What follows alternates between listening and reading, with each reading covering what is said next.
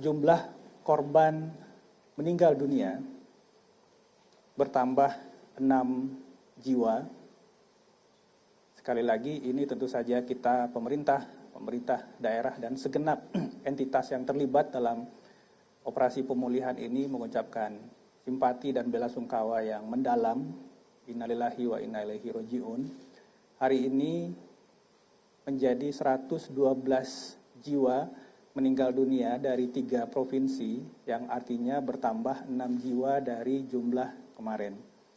Untuk korban hilang, kita mendapatkan tambahan 1 nama sehingga hari ini terdapat 176 jiwa yang masih terus dilakukan pencarian dan pertolongan oleh tim SAR gabungan di 3 provinsi.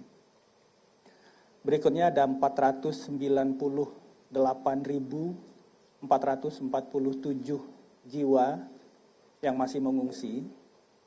Ini terus kita dukung kebutuhan makanan dan non permakanannya, sehingga benar-benar saudara-saudara kita yang saat ini masih berada pada titik-titik pengungsian maupun yang sudah kembali ke rumah atau sementara tinggal di rumah kerabat saudara, ini masih terus kita dukung kebutuhan makanan dan sandangnya.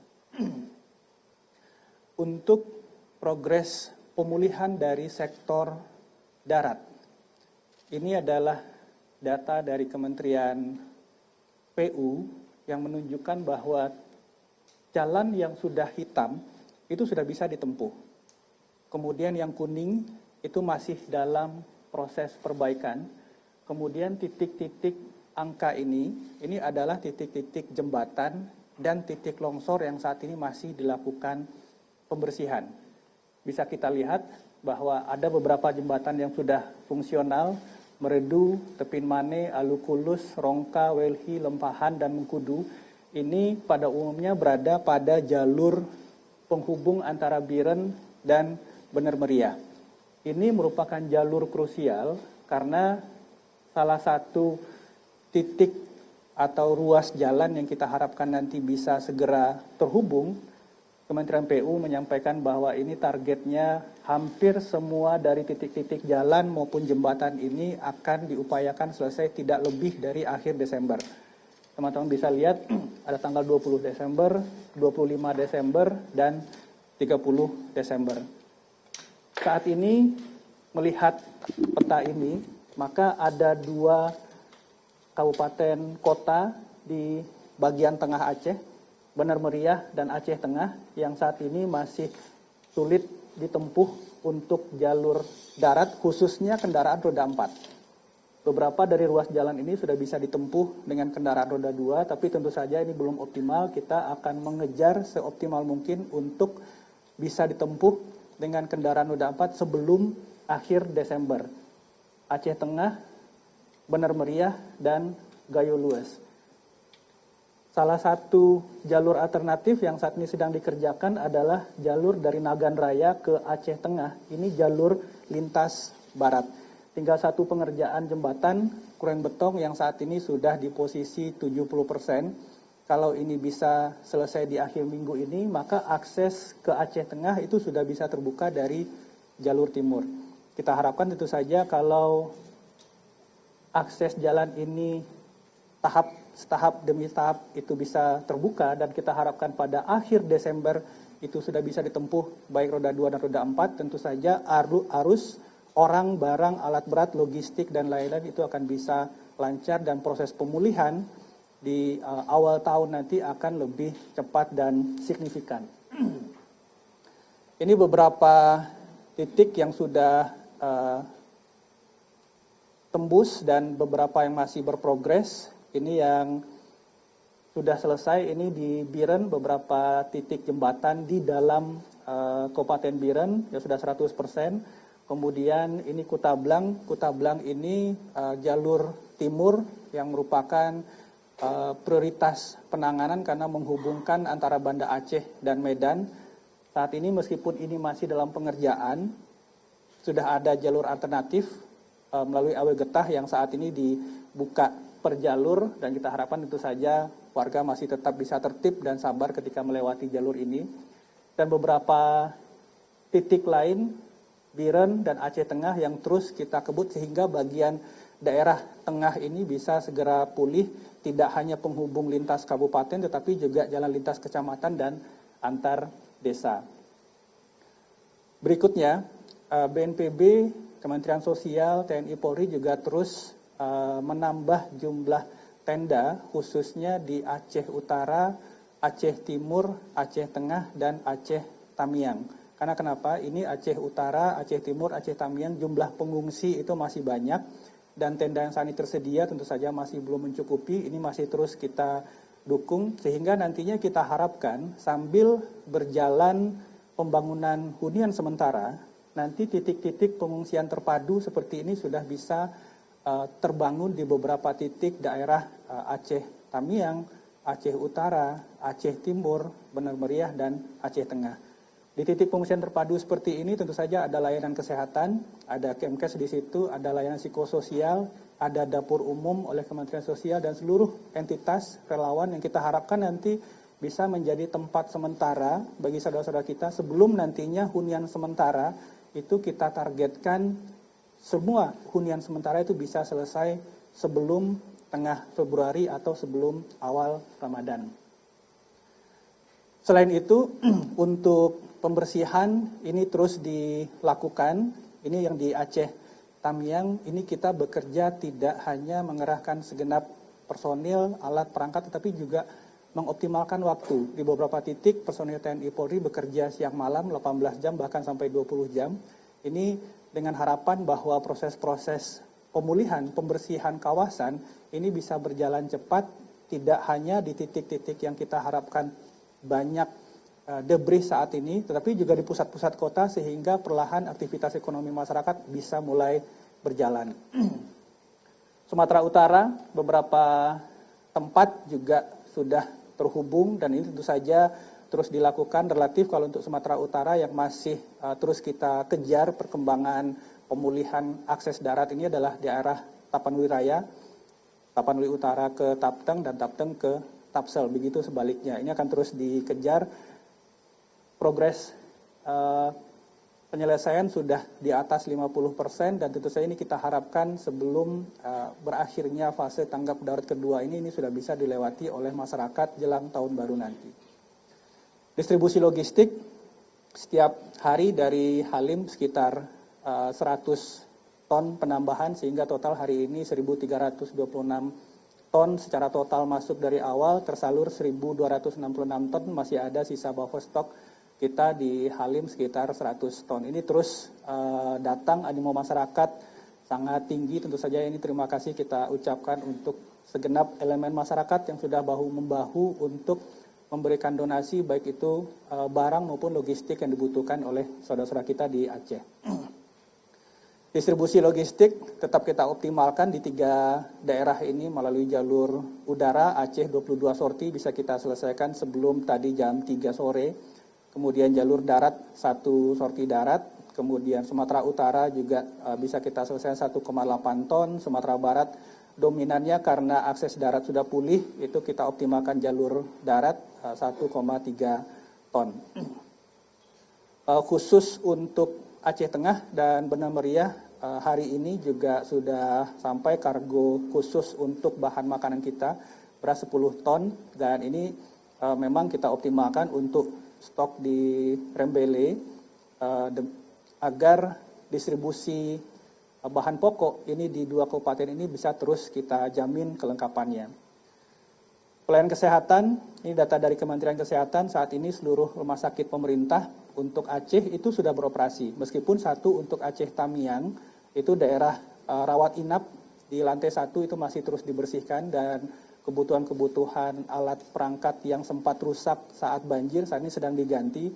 Menteri Kesehatan atensi sangat besar dan sudah mengirimkan nakes tambahan sehingga kita harapkan layanan kesehatan tidak hanya di Aceh, karena Sumatera Utara dan Sumatera Barat ini pada umumnya sudah pulih. Di Aceh untuk menambah proporsi titik-titik layanan kepada masyarakat, itu khususnya di daerah-daerah yang akses daratnya masih sulit. Terima kasih sekali lagi untuk relawan, organisasi masyarakat yang tidak henti-hentinya membuka layanan kesehatan gratis, tidak hanya layanan kesehatan tetapi juga layanan psikososial. Ini kita harapkan terus bergulir, berlangsung hingga mencapai titik-titik pengungsian yang lain. Tidak hanya di Aceh, Sumatera Barat juga demikian. Dan untuk hunian sementara, ini yang menjadi atensi utama pemerintah karena saat ini kita sudah di akhir fase tanggap darurat dan kita akan mulai fase awal recovery atau transisi darurat. Meskipun beberapa daerah masih memperpanjang status tanggap daruratnya hingga bervariasi dari tanggal 25 hingga tanggal 30 Desember. Tetapi pada praktiknya langkah-langkah yang dilakukan di lapangan ini sudah mulai menapak pada titik awal recovery. Mulai dari identifikasi lahan, penetapan status lahan, penetapan jumlah warga calon penerima, dan seterusnya. Untuk Aceh sudah berprogres di 5 kabupaten kota, Aceh Utara, Aceh Tengah, Bener Meriah, Pidi Jaya, Gayo Lues, dan Pidi. Sumut itu 3 kabupaten kota, sedangkan Sumbar 6 kabupaten kota, semuanya sudah mulai. Jadi memang untuk hunian sementara dan hunian tetap ini progres signifikan. Kita lihat di Sumatera Barat yang saat ini sudah memulai konstruksi fisik, dan tentu saja ini kita harapkan bisa menjadi contoh juga, dan kita harapkan melalui pendampingan pemerintah segenap entitas masyarakat di 2 provinsi lain, Sumatera Utara dan Aceh, ini juga bisa segera kita lakukan percepatan. Beberapa kemajuan di hari ini untuk Pidi Jaya, ini sudah mulai konstruksi, itu rencana untuk 135 KK, 27 kopel, ini jadi satu bangunan, ada 5 pintu, direncana dibangun 27 bangunan kali 5 pintu untuk 135 KK. Progres saat ini sekitar 20%, dan kita harapkan dalam 3 minggu ke depan ini sudah bisa selesai. Aceh Tengah, meskipun proses pemulihan akses darat ini masih berjalan, tetapi pemerintah daerah sudah melakukan langkah-langkah menuju tahap transisi darurat. Hari ini sudah dilakukan penyerahan dana pembelian lahan yang digunakan sebagai lokasi huntara dan huntap dari bupati kepada masyarakat. Ini tentu saja salah satu upaya untuk memastikan nanti status lahan ini benar-benar clean and clear. Jadi tidak ada gugatan masyarakat dan seterusnya. Ini sudah mulai dilakukan dan tentu saja ini kita apresiasi dari Aceh Tengah. Sumatera Barat, ini progres terus, pesisir selatan 50 kota, Padang dan Padang Pariaman. Ini Sumatera Barat sudah terus berprogres, Kabupaten Agam seperti terlihat, dan tanah datar ini sudah mulai proses pengecoran satu kopel pertama dan pemasangan tiang-tiang baja ringan. Agam ini juga sudah terlihat nanti di setiap huntara, itu juga kita akan pastikan sarana air bersih itu terpenuhi. Meskipun saat ini khususnya Kabupaten Agam banyak titik-titik sambungan jaringan PDAM yang terdampak dan juga sumber airnya, tetapi tidak hanya di Sumatera Barat, Aceh dan Sumatera Utara kita juga membangun beberapa titik sumur bor yang nantinya bisa menjamin kebutuhan masyarakat tidak hanya di lokasi hunian sementara dan hunian tetap nantinya, tetapi juga di titik-titik yang saat ini jaringan PDAM belum bisa dipulihkan. Aceh Tamiang misalnya kita sudah mencoba untuk mulai mengebor sekitar 27 titik sumur bor. Ini kerja bersama TNI, Polri, relawan, organisasi masyarakat, dan semua entitas yang terlibat di Aceh Tamiang, sehingga secara bertahap nanti ketika jaringan PDAM bisa bertahap dipulihkan, tetapi kebutuhan air bersih masyarakat itu bisa ditutup, dipenuhi dari sumur bor maupun truk tangki yang terus kita jalankan. Kemudian untuk operasi modifikasi cuaca, nanti ini mungkin Pak Andri dari BMKG juga akan menjelaskan. Operasi modifikasi cuaca dari awal BNPB bersama BMKG terus memadukan koordinasi dan kegiatan. Sekali lagi ini adalah armada paling besar yang pernah kita kerahkan untuk satu operasi modifikasi cuaca dalam satu hamparan kawasan. Saat ini Aceh ada 4 pesawat, Sumatera Utara ada 2 pesawat, dan Sumatera Barat ada 3 pesawat. Ini terus kita lakukan sampai nanti BMKG menyampaikan mungkin untuk cuaca sudah bisa tanpa modifikasi cuaca. Tetapi hingga nanti tahap transisi darurat sampai Huntara terbangun, sampai pemulihan akses jalan selesai dilakukan, ini operasi modifikasi cuaca akan terus kita lakukan untuk menjamin bahwa pemulihan infrastruktur fisik yang kita lakukan tidak terganggu oleh potensi bencana susulan. Mungkin itu beberapa hal yang bisa saya sampaikan. Saya berikan waktu untuk Pak Andri dari BMKG untuk menyampaikan update dari sisi cuaca dan kesiapsiagaan yang perlu kita lakukan jelang Nataru maupun bagi warga di daerah bencana. Baik, terima kasih Pak Am, rekan-rekan media semua. Selamat sore, salam sejahtera bagi kita semua. Baik, melanjutkan apa yang sudah tadi sampaikan Pak Am, kami dari BMKG akan menyampaikan update kondisi cuaca, khususnya di 3 wilayah provinsi terdampak, Aceh, Sumatera Utara, dan Sumatera Barat. Lalu secara umum, bagaimana kita lihat kondisi cuaca menjelang periode Natal dan Tahun Baru. Baik, pertama kita lihat bahwa menjelang periode Nataru terjadinya peningkatan curah hujan. Mohon maaf ini. Pada periode Nataru ini perlu kita waspadai, ada peningkatan curah hujan karena sudah masuk aktifnya monsun Asia, yaitu yang membawa suplai massa udara basah dari wilayah Asia. Sehingga wilayah-wilayah yang secara klimatologis yang perlu kita waspadai adalah di Sumatera bagian selatan, termasuk di sini Bengkulu, Jambi, Sumatera Selatan, Lampung, lalu Jawa, Bali, Nusa Tenggara, Papua Selatan, dan juga sebagian Sulawesi Selatan dan juga Maluku. Jadi wilayah-wilayah pada periode menjelang Nataru minggu ketiga Desember dan juga awal Januari tentunya secara klimatologis ada peningkatan curah hujan, dan ini perlu kita waspadai karena menjelang mobilitas tinggi masyarakat pada saat periode Nataru. Kemudian kami juga akan mengupdate terkait siklon tropis maupun bibit-bibit siklon tropis yang saat ini sedang aktif di wilayah Indonesia. Jadi mohon untuk selalu merefer informasi dari BMKG karena banyak berseliweran di media sosial ya informasi-informasi yang tidak updated.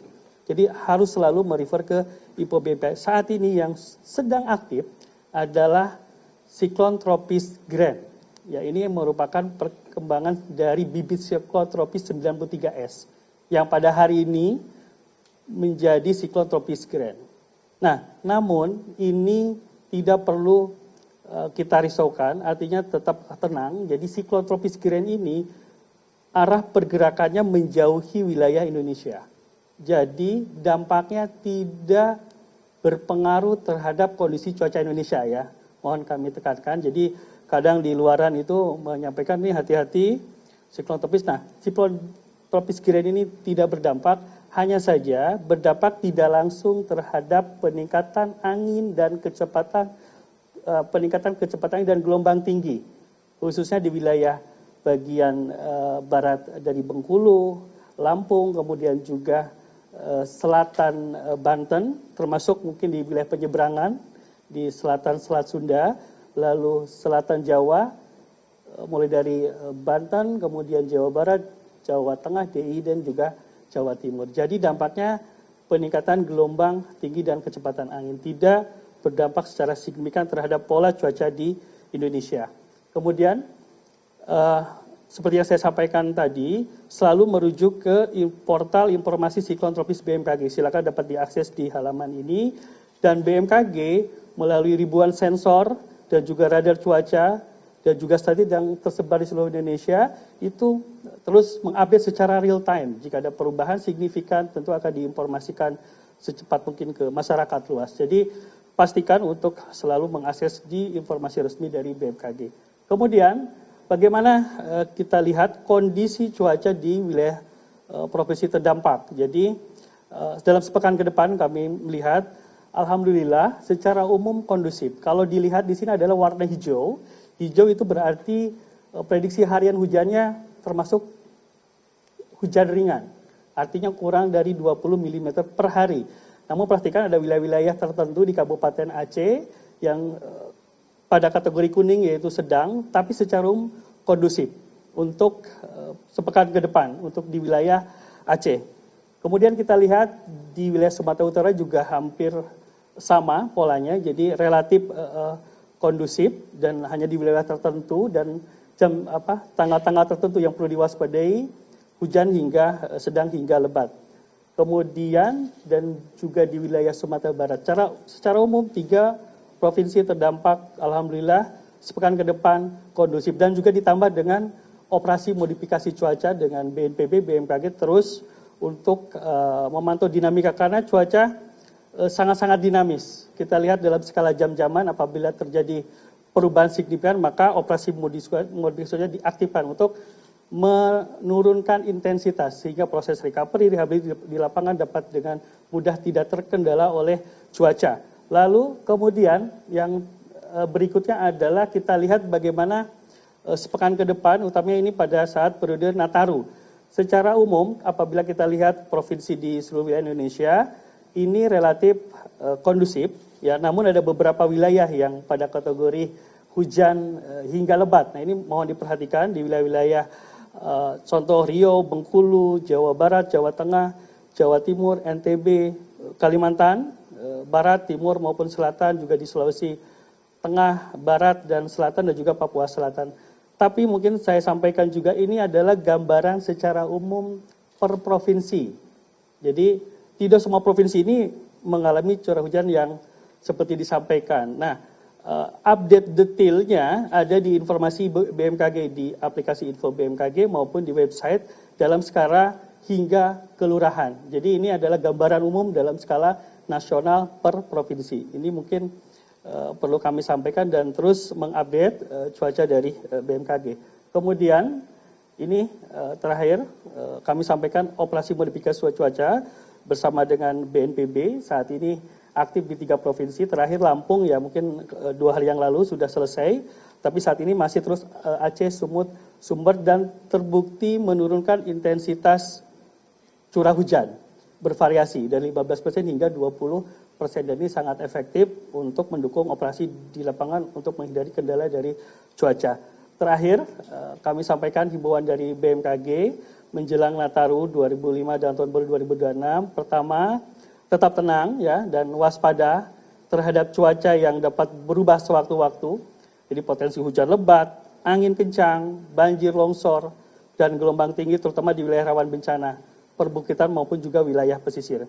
Kemudian masyarakat kami himbau untuk lebih berhati-hati dalam merencanakan aktivitas terutama perjalanan darat, laut dan udara dan juga kegiatan luar seperti ibadah, wisata dan tentunya pada perayaan malam pergantian tahun baru. Dan tentu terakhir selalu merujuk pada informasi resmi BMKG dan BMKG melalui aplikasi BMKG ada portal khusus cuaca untuk transportasi.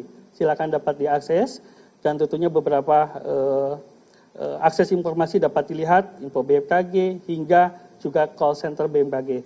Dan tentunya sekali lagi BMKG akan terus mengupdate pembaruan informasi secara berkala dan akan disampaikan secepat jika ada perubahan yang signifikan. Terima kasih saya kira dari BMKG.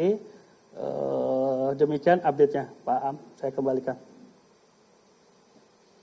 Baik, terima kasih Pak Andri, Direktur Meteorologi Publik BMKG. Sekali lagi tentu saja kondisi cuaca ini tidak untuk menghalangi warga masyarakat untuk berakhir tahun, menikmati waktu bersama keluarga, tetapi dimanapun itu kenali potensi risiko di mana Anda berada. Sekiranya akan berwisata di luar ruang, kenali jalur evakuasi, kemudian kenali titik kumpul, dan tentu saja selalu update informasi dari BMKG. Mungkin itu yang bisa kami sampaikan. Saya Abdul Muhari dari BNPB dan Pak Andi Ramdhani dari BMKG. Sekali lagi, terima kasih kita ucapkan untuk seluruh entitas masyarakat, segenap kementerian, lembaga, swasta, BUMN, organisasi masyarakat, kelompok agama, dan lain-lain yang terus bersatu padu, bahu-membahu untuk melakukan optimasi dan percepatan upaya pemulihan dan pengurangan dari kondisi-kondisi yang saat ini terjadi di 3 provinsi. Kita harapkan tentu saja warga masyarakat, saudara-saudara kita yang saat ini terdampak bisa kembali pulih dan tentu saja pulih dengan lebih baik. Demikian billahi taufiq wal hidayah. Wassalamualaikum warahmatullahi wabarakatuh. Waalaikumsalam.